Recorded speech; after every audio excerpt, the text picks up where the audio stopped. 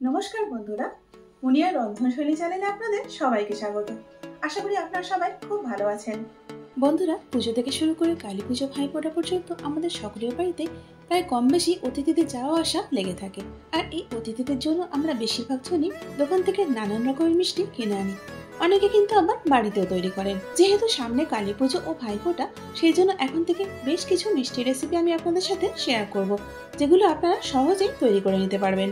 আর বাড়িতে নিজের হাতে তৈরি মিষ্টির স্বাদও যেমন বেশি হয়, তেমনি উৎসবের আনন্দ কিন্তু বেশ কয়েক গুণ বেড়ে যায়। বন্ধুরা, আজকে তৈরি করব মথুরার বিখ্যাত প্যাড়া, আর তার সঙ্গে তৈরি করব কেসার মালাই লাড্ডু।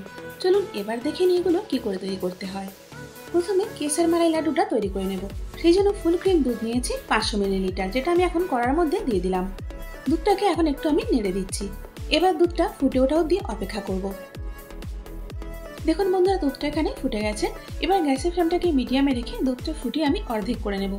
গ্যাসের ফ্লেমটাকে মিডিয়ামে রেখে দুধটা অনবরত নাড়াচাড়া করে নিয়ে আমি অর্ধেকেরও কম করে নিয়েছি। ঠিক এই সময় আমি এর মধ্যে দিয়ে দেবো 2/3 কাপ গুঁড়ো করা চিনি। এখন এই গুঁড়ো চিনিটা গাঢ় করা দুধের সঙ্গে ভালো করে মিশিয়ে নিচ্ছি। এখন এর মধ্যে দিয়ে দিচ্ছি 1/4 কাপ মিল্ক পাউডার। এবার এটাকেও ভালো করে মিশিয়ে নেব। এখানে মিল্ক পাউডারটা দুধের সঙ্গে খুব ভালো করে মেশানো হয়ে গেছে। 1/4 কাপ গরম দুধের মধ্যে আমি 1 চিমটে জাফরান ভিজিয়ে রেখেছিলাম, আর তার সঙ্গে দিয়ে দিয়েছি 1-2 ফোঁটা ইয়েলো ফুড কালার। ফুড কালারটা কিন্তু টোটালি অপশনাল, আপনারা চাইলে স্কিপ করতে পারেন। এখন সেই দুধটি আমি কড়ার মধ্যে ঢেলে নিলাম। আবারও ভালো করে একবার মিশিয়ে নেব। আর দেখুন বন্ধুরা, এটা কিন্তু একদম ক্ষীরের মতো এরকম হয়ে যাবে। এবার এর মধ্যে আমি দিয়ে দিচ্ছি 1 চা চামচ ছোট এলাচের গুঁড়ো। এলাচ গুঁড়োটা এই ক্ষীরের সঙ্গে ভালো করে একবার মিশিয়ে নিচ্ছি। এখানে আমি 400 গ্রাম পনিরকে হাতে করে খুব ভালো করে ডলে নরম করে নিয়েছি। এখন পনিরটা আমি কড়ার মধ্যে দিয়ে দিলাম। পনিরটাকে এখন ক্ষীরের সঙ্গে খুব ভালো করে মিশিয়ে নেব।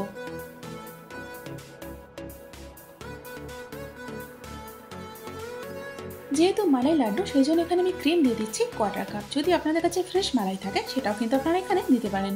এখন এই ক্রিমটাকে লাড্ডুর মিক্সচারের সঙ্গে খুব ভালো করে মিশিয়ে নেব। বন্ধুরা, এখানে একটা কথা বলি, 400 গ্রাম পনিরের জন্য এখানে আমি 110 গ্রাম পাউডার সুগার ব্যবহার করেছি। মিষ্টিটা কিন্তু এই হিসাবে একেবারে পারফেক্ট। যদি এর থেকে বেশি মিষ্টি আপনারা পছন্দ করেন, তাহলে আপনাদের স্বাদ অনুযায়ী সেটা কম বেশি করে নেবেন। আর দেখুন, আপনাদের সাথে কথা বলতে বলতে এখানে লাড্ডুর মিক্সচারের সঙ্গে ক্রিমটাও ভালো করে মিশিয়ে নিয়েছি। দেখুন বন্ধুরা, এখানে ক্ষীরের সঙ্গে পনিরটা মিক্স করার সাথে সাথে পনিরটা কিন্তু জল ছেড়ে দিয়ে একদম নরম হয়ে গেছে। এবারে কাজ হলো এই জলটাকে শুকনো করে নিতে হবে, আর এটা করতে হবে লো টু মিডিয়াম হিটে। অনবরত নেড়ে ছেড়েই আমরা পনিরের জলটা শুকনো করে নেব। মিডিয়াম হিটে 10-12 মিনিট নেড়ে ছেড়ে নেওয়ার পর লাড্ডু জলটা শুকনো হয়ে এসছে। আর দেখুন, এর মধ্যে কিন্তু একটু জল অবশিষ্ট নেই, আর এটা কড়ার গাত থেকে ছেড়ে এসছে। ঠিক এই সময় এটাকে আমাদের নামিয়ে ফেলতে হবে।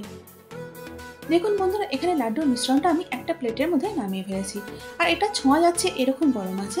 এই অবস্থাতে কিন্তু আমি লাড্ডুগুলো তৈরি করে নিচ্ছি।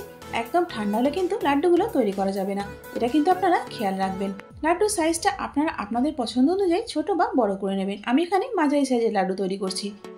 দেখুন বন্ধুরা, এখানে প্রথম লাড্ডুটা আমি তৈরি করে নিয়েছি, আর বাকিগুলো ঠিক একইভাবে করে নেব।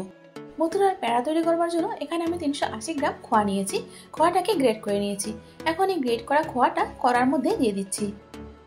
এখন গ্যাসের ফ্লেমটাকে একেবারে লোতে রেখে খোয়াটাকে ততক্ষণ পর্যন্ত নাড়বো যতক্ষণ না খোয়ার রংটা চেঞ্জ হয়ে বাদামি হচ্ছে। কারণ মথুরার প্যাড়া আপনারা সবাই জানেন রংটা কিন্তু বাদামি হয়। সেই রংটা যতক্ষণ না আসছে খোয়ার মধ্যে, ততক্ষণ কিন্তু এটাকে নেড়ে যেতে হবে। আর এই কাজটা একটু সময় নিয়ে আর ধৈর্য নিয়ে করতে হবে, কারণ গ্যাসের ফ্লেমটা হাই বা মিডিয়ামে রেখে করলে খোয়াটা কিন্তু খুব তাড়াতাড়ি পুড়ে যাবে। বন্ধুরা, প্রায় প্রত্যেকটা ভিডিওতেই আমি এরকম নানা ছোট বড় টিপস শেয়ার করে থাকি। যদি আপনারা সেই টিপসগুলো ফলো করেন, তাহলে আপনাদের রেসিপিগুলো একদম পারফেক্ট হবে। প্রায় 12 থেকে 15 মিনিট লো হিটে নেড়ে নেওয়ার পর দেখুন খোয়ার কালারটা হালকা চেঞ্জ হয়েছে, তবে একদম বাদামি হয়ে যাওয়ার সেই কালারটা কিন্তু আসেনি। এখন এটাকে বেশ কিছুক্ষণ নাড়তে হবে। দেখুন বন্ধুরা, আরো 10 মিনিট পর আমি আপনাদের খোয়ার কালারটা দেখাচ্ছি। এটা আগের থেকে আরো বেশ কিছুটা ডার্ক হয়ে গেছে, আর তার সাথে একটু হালকা ঝুরঝুরেও হয়ে গেছে। বন্ধুরা, আপনারা নিশ্চয়ই লক্ষ্য করেছেন মথুরার প্যাড়া খাবার সময় একটা খুব সুন্দর গন্ধ পাওয়া যায়। সেটা কিন্তু খোয়াটা এইভাবে ভিজে নেওয়ার জন্যই হয়। সুতরাং যত ভালো করে খোয়াটা ভাজা হবে, প্যাড়াটা খেতে কিন্তু ততই ভালো লাগবে। প্রায় 10 থেকে 12 মিনিট নেড়ে নেওয়ার পর খোয়ার কালারটা পুরোপুরি চেঞ্জ হয়ে গিয়ে বাদামি হয়ে গেছে। আর খোয়ার যে বড় বড় টুকরোগুলো আছে সেগুলো একটু চেপে চেপে স্প্যাচুলা দিয়ে আমি ভেঙে দিচ্ছি, যাতে করে খোয়ার প্রত্যেকটা অংশই খুব ভালো করে ভাজা হয়ে যায়। আর দেখুন খোয়াটা আগের থেকে কতটা ঝুরঝুরে হয়ে গেছে। এখন এর মধ্যে দিয়ে দিচ্ছি হাফ কাপ দুধ। এই দুধটা দেওয়ার পর খোয়াটা দুধের সঙ্গে ভালো করে মিশিয়ে নেব। খোয়া আর দুধটা একসঙ্গে ভালো মতো মিশে যাওয়ার পর খোয়াটা কড়ার গা থেকে ছেড়ে এসছে। এবার প্যারার এই মিশ্রণটা কড়ার থেকে নামিয়ে ফেলবো। প্যারার মিশ্রণটা প্লেটে নামিয়ে প্রায় ঠান্ডা করে নিয়েছি। এটা ঈষৎ উষ্ণ গরম আছে, অর্থাৎ যতটা আমরা ছুঁতে পারবো ঠিক ততটাই গরম আছে। এখন প্যারার মিশ্রণের মধ্যে দিয়ে দিচ্ছি হাফ কাপ দেশি খান্ড বা গুঁড়া, অর্থাৎ এখানে আমি 380 গ্রাম খোয়ার জন্য ব্যবহার করছি 150 গ্রাম দেশি খান্ড। এবার এর মধ্যে দিয়ে দিচ্ছি হাফ চামচ ছোট এলাচের গুঁড়ো। এলাচ গুঁড়োর পর এখন এখানে দিয়ে দিচ্ছি 1 চা চামচ ঘি। Now time to mix mix mix. অনেকে হয়তো মনে করতে পারেন যে দেশি খান্ড কেন, পাউডার সুগারও তো দেওয়া যেতে পারে। তবে লাড্ডু বা যে কোনো প্যারা জাতীয় জিনিসের মধ্যে এই দেশি খান্ডই ব্যবহার করা হয়, তবে গিয়ে এর অরিজিনাল যে টেস্টটা সেটা পাওয়া যায়। তাই আপনারা যখন এই প্যারাটা তৈরি করবেন অবশ্যই চেষ্টা করবেন দেশি খান্ড বা গুঁড়া ব্যবহার করতে। এই গুঁড়া বা দেশি খান্ড আমার কিন্তু বাড়িতেই তৈরি করা। দেখুন বন্ধুরা, এখানে প্যারার মিশ্রণটা তৈরি হয়ে গেছে। এবার এই মিশ্রণ থেকে একটুখানি অংশ নিয়ে গোল গোল করে প্যারা তৈরি করে নেব। প্যারার শেপটা আপনারা আপনাদের পছন্দ মতো যে কোনো প্রকারের দিতে পারেন, অনেক রকমের প্যারা শেপ হয়। আমি এখানে গোলটায় তৈরি করছি। গোল করে নেওয়ার পর তালুতে রেখে মাঝখানটা একটুখানি আঙুল দিয়ে প্রেস করে দিচ্ছি। আর দেখুন, তাহলেই তৈরি হয়ে গেল আমাদের মথুরার প্যারা। তবে এখনো একটা কাজ বাকি আছে বন্ধুরা, তৈরি করা প্যারাটা নিয়ে গুঁড়ার মধ্যে একটুখানি কোট করে নিতে হবে, আর তবে গিয়ে তৈরি হবে পারফেক্ট মথুরার প্যারা। দেখুন বন্ধুরা, এখানে মালাই লাড্ডু এবং মথুরা প্যারাটা আমি আমার নিজের মতো করে সাজিয়ে পরিবেশন করেছি। সাজানোটা কিন্তু একান্তই ব্যক্তিগত ব্যাপার, আপনারা আপনাদের পছন্দ মতো সাজিয়ে নেবেন। যে দুটো মিষ্টির রেসিপি আমি আজকে আপনাদের সাথে শেয়ার করলাম, সেগুলোর টেক্সচার, টেস্ট এবং মেকিং প্রসেসটা কমপ্লিটলি ডিফারেন্ট, আর দুটোই তৈরি করা কিন্তু খুব সহজ। আর এই দুটো মিষ্টি তার নিজস্ব স্বাদ এবং গন্ধের জন্য কিন্তু ভীষণই জনপ্রিয়। বন্ধুরা, মালাই লাড্ডু বা মথুরা প্যারা আপনারা বাড়িতে কখনো ট্রাই করেছেন কিনা সেটা কিন্তু আমাকে কমেন্টস করে অবশ্যই জানান। আর না যদি করে থাকে তাহলে আজকের রেসিপিটা দেখার পর অবশ্যই একবার ট্রাই করুন। আর ট্রাই করার পর আপনাদের কেমন লাগলো সেটা আমাকে কমেন্টস করে জানাতে কিন্তু ভুলবেন না। বন্ধুরা, আশা করি আজকের ভিডিওটা আপনাদের ভালো লেগেছে।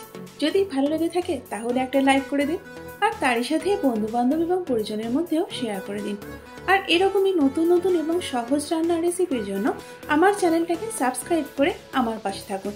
তার সাথে বেল আইকনটা প্রেস করে দিন, যাতে করে আমার পরবর্তী ভিডিওর আপডেটটা সবার আগে আপনি পেয়ে যান। এতক্ষণ সঙ্গে থাকার জন্য অনেক ধন্যবাদ।